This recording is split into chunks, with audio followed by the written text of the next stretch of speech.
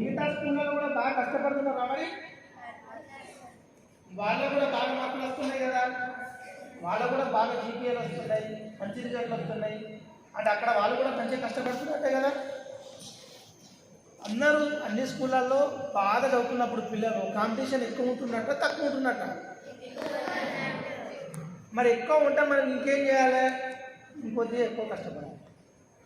ఇప్పుడు చదివేదానికంటే ఇంకొద్దిగా ఎక్కువ కష్టపడాలి.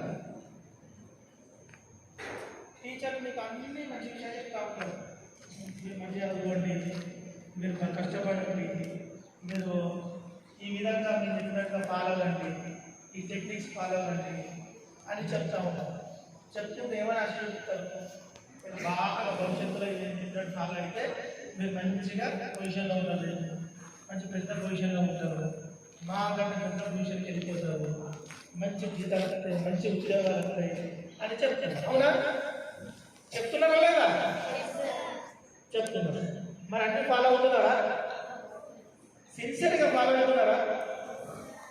100%.